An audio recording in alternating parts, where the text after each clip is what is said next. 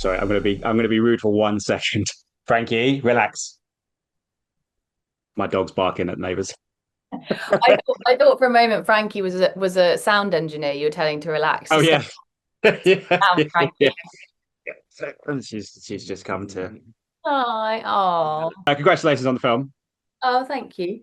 Thank you very much. I watched it this afternoon. Very, very exciting, very tense. Take me back to the beginning of this for you, because I know that you, from reading at least online, that it was 2022, I think, roughly, when you were first kind of signed up for this and then filming it sort of the year later. So it's been a few years since you actually did this. So what was the initial kind of lure for you in terms of the character and the story and going out to Australia to film it? Well, I actually had been to Australia when I was 19, so I already had fallen in love with it and loved being there. So that was obviously a huge draw.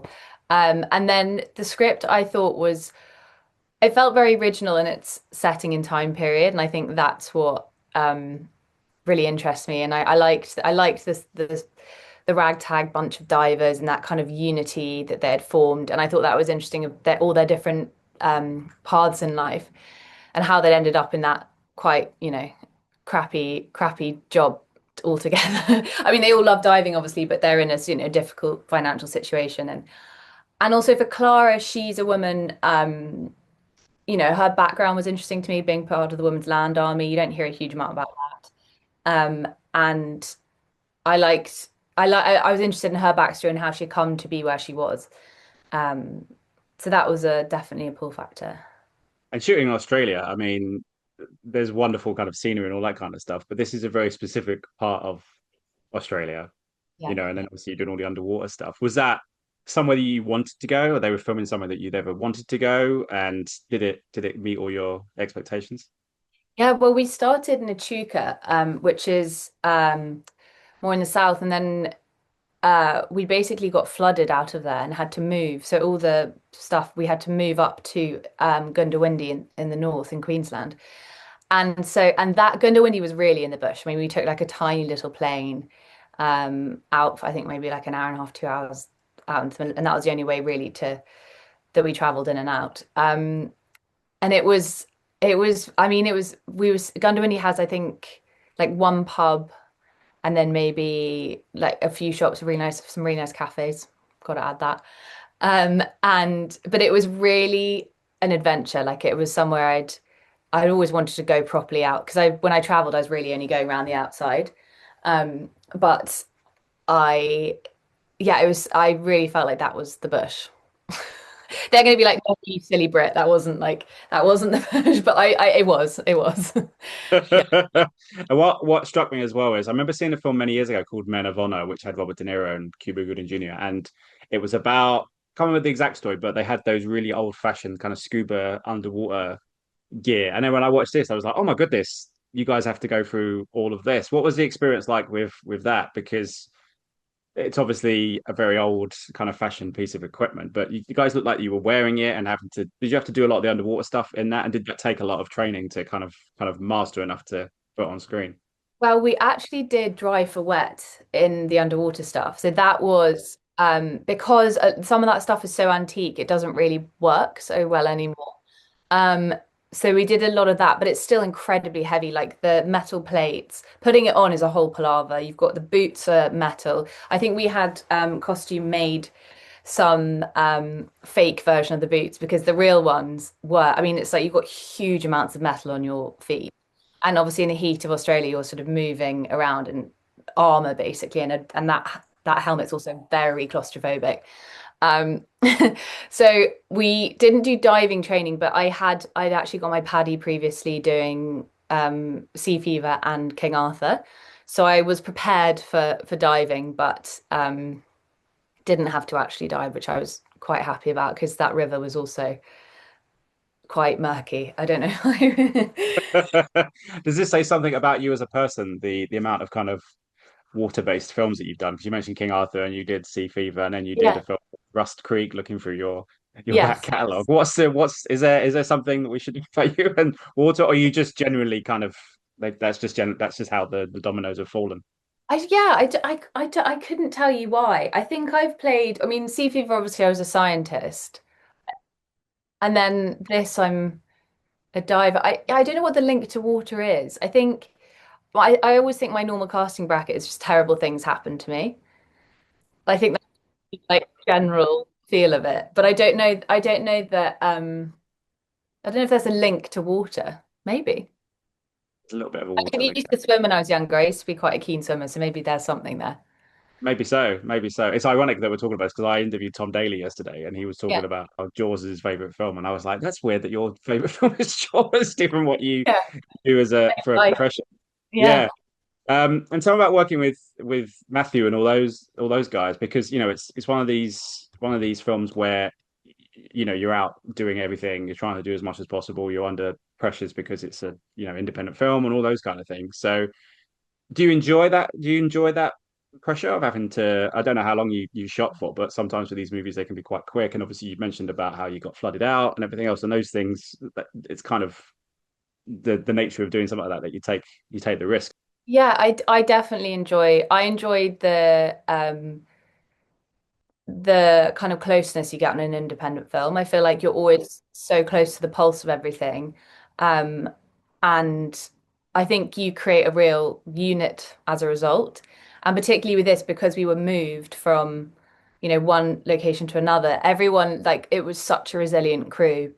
They, packed up and moved, and they were there every day in the heat, in the, like, with the mozzies, with everything. And yeah, we were under huge amounts of time pressure, of course, always with independent film. Um, and I think it creates a really nice, everyone's there for the right reasons. And so therefore it creates a really nice family and sense of unity, definitely. Yeah. I remember reading I saw the trailer for it Mm. before I'd watched it a couple of weeks ago, and we were going to be talking to you and seeing the kind of juxtaposition between the poster suggests it's like a Jaws movie, but then when you watch it, it's a bit of a gangster movie, and then also there's bits of like Raiders of the Lost Ark in there and all these kind of things. It's a really interesting amalgamation. Was that kind of one of the lures for you, given that every page you turned, it was something a little bit that you weren't expecting? Totally. It was a story that I hadn't seen before, and I think it was, yeah, the amalgamation of everything, making it a gangster film and a shark film, but also a period drama. I was like, I've never I've never seen this before. And yeah, you read lots of scripts and then there's something that goes, wow, that does feel different. And I think that was definitely the pull factor.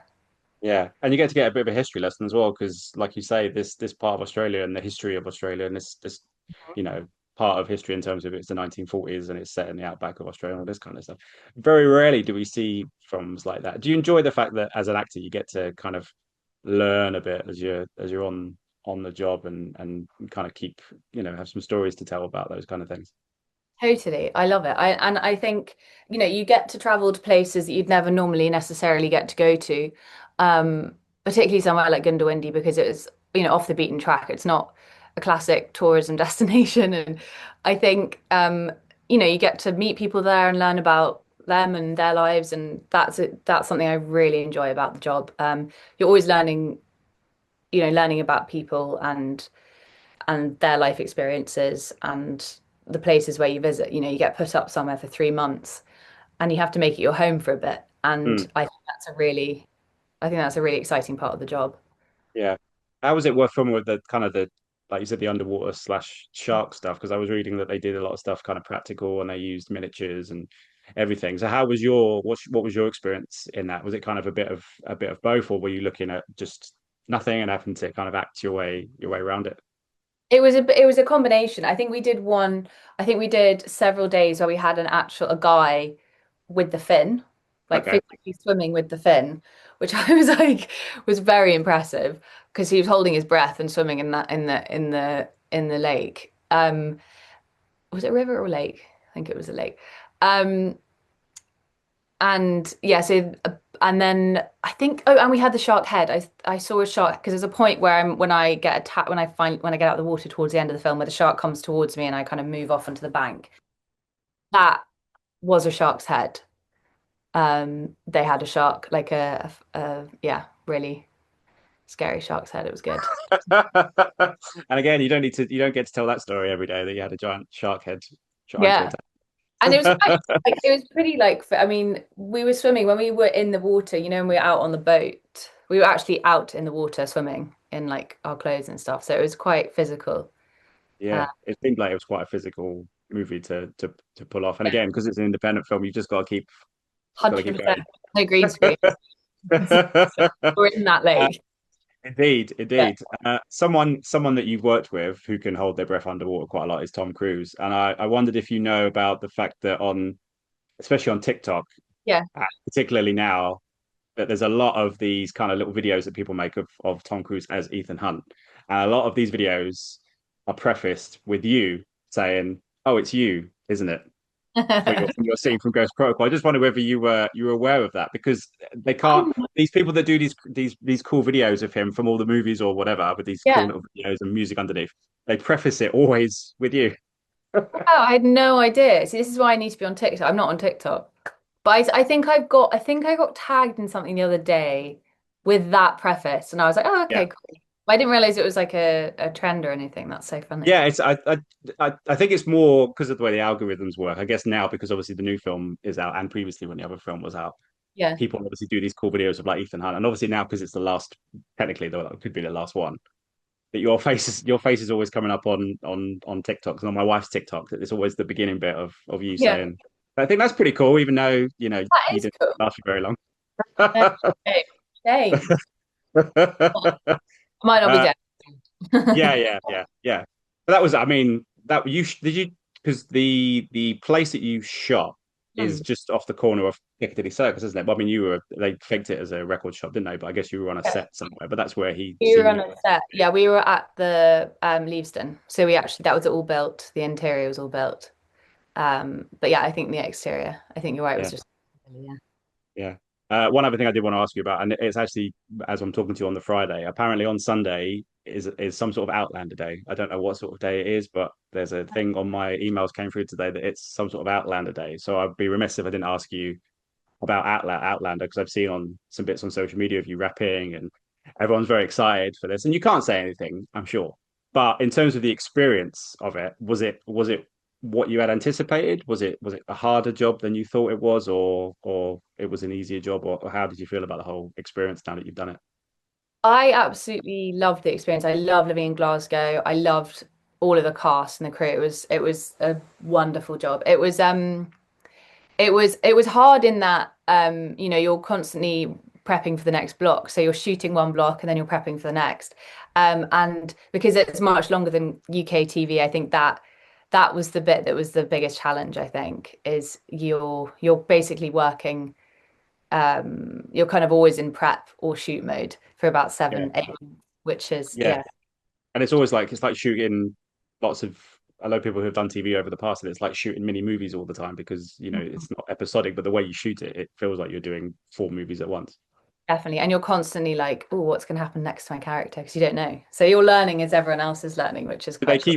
Do they keep you in the dark as well? Do they not really tell you what's happening? See, Yeah. I quite like that because Yeah. it also takes the pressure off of you with spoilers because there's so many actors out there that Yeah. spoil Yeah, I things know it's so hard to unbeknownst know to what you them. can say, can't say sometimes. But yeah, no, they keep you in the dark. So you're learning as you go and it's quite exciting. It means you're really excited to get the scripts as well. You're like, oh, what's happening? Absolutely, yeah, it's very rare as well. That's very rare as well doing that. And in terms of you, have you got anything else lined up once out? Because obviously Outlander probably took quite a lot of time to. Yeah, I'm booked for something starting in a week, which I can't talk about yet. I Which see. When you say that, people would obviously yeah. automatically think, "Oh, you're definitely going to be in Avengers Doomsday or something, No, something like this." I'm not an Avengers, I can confirm. Can confirm. Oh, Yeah, that's good. That's good stuff. Well, we look forward to Outlander. And yeah, I mean, there seems to be this parade of shark kind of movies, and I like the fact that yours is different to, you know, the one where someone's on an island and sharks are swimming around. So yeah. I had a really good time watching it. So congrats on that, and yeah, wish you all the best for Outlander as well. I hope it goes really well for you. Thank you so much. Thanks, Scott. Thanks, guys. Ladies and gentlemen, you're watching Hey You Guys! Hey, you guys! Hey, you guys! Hey, that's what they all say. Hey, you guys! Hey, you guys!